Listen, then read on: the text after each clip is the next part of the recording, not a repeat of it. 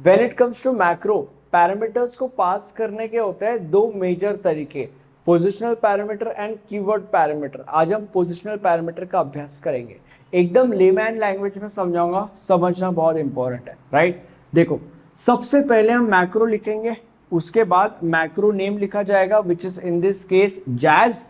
Jazz के बाजू में हम पैरामीटर्स पास करते हैं।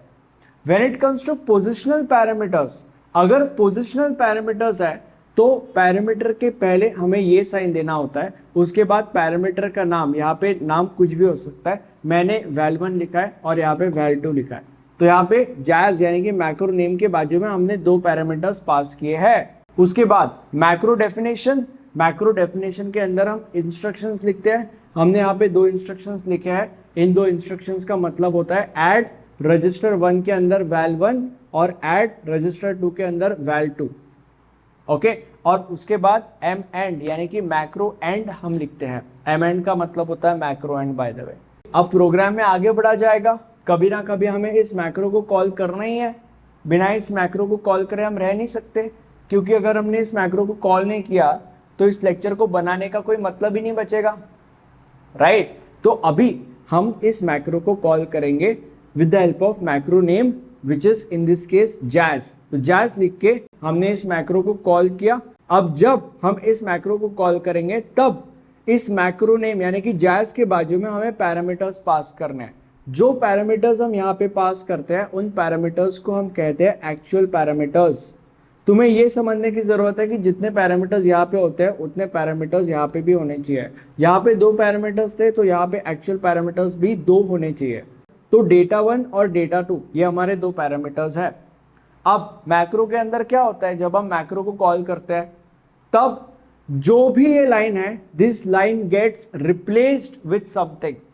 Now in this case, in the case of positional parameter, ये जो लाइन है वो किस चीज से रिप्लेस होगी मैं तुम लोग को बताता हूं। सबसे पहले तुम्हें यह समझने की जरूरत है कि हम पोजिशनल पैरामीटर को पोजिशनल पैरामीटर कहते क्यों है।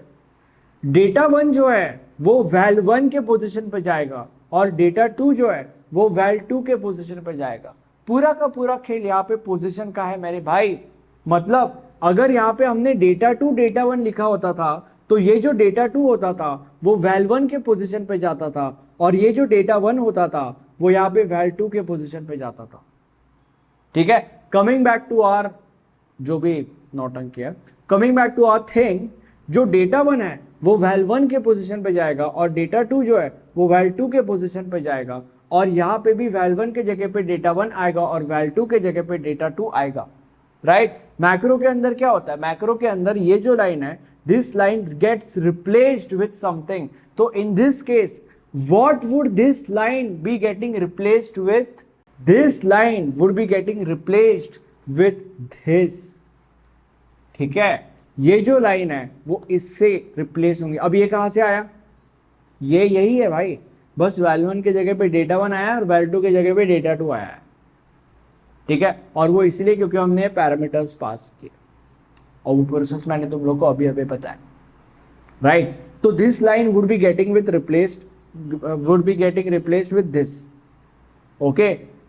एक बार फिर से इसी चीज को समझते एक अलग तरीके से, प्रोग्राम में आगे बढ़ा जाएगा, हम वापस इस चीज को कॉल करेंगे, जैज मैक्रो नेम से कॉल करेंगे विच is in this case jazz.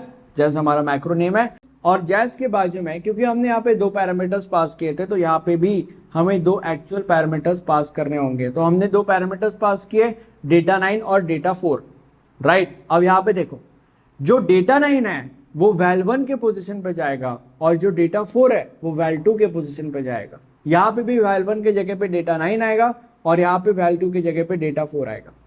मैंने तुम लोगों को बोला था कि this line would be getting replaced with something, तो this line would be getting replaced with this. और ये कब रिप्लेस होगा, एग्जीक्यूशन के टाइम पे मेरे भाई, ठीक है। एग्जीक्यूशन करते वक्त, प्रोग्राम को एग्जीक्यूट करते वक्त this line would be getting replaced with something. तो what this line would be getting replaced with, this line would be getting replaced with this, ठीक है। ये लाइन इससे रिप्लेस होगी और वो कैसे, val1 के जगह पे डेटा 9 आया और val2 के जगह पे डेटा 4 आया। मैंने तुम लोग को बताया कि ये प्रोसेस कैसे होगा, ओके। और उसके बाद प्रोग्राम एंड। अब यहाँ पे तुम्हें ये समझने की जरूरत है कि पोजिशनल पैरामीटर के अंदर पूरा का पूरा खेल पैरामीटर्स के पोजीशन के ऊपर डिपेंड होता है मेरे भाई, राइट। यहाँ पे अगर तुम पोजीशन चेंज करोगे तो उसका इम्पैक्ट यहाँ पे भी जाएगा। जैसे कि मैंने तुम लोग को बताया, अगर यहाँ पे डेटा 2 डेटा 1 होता था तो डेटा 2 जो होता है वो वैल 1 के पोजीशन पे जाता था और डेटा 1 जो होता था वो वैल 2 के पोजीशन पे जाता था। तो बेसिकली पोजिशनल पैरामीटर के अंदर सारा का सारा खेल पैरामीटर्स के पोजीशन के ऊपर डिपेंड होता है और पोजिशनल पैरामीटर का कॉन्सेप्ट इस तरीके से काम करता है।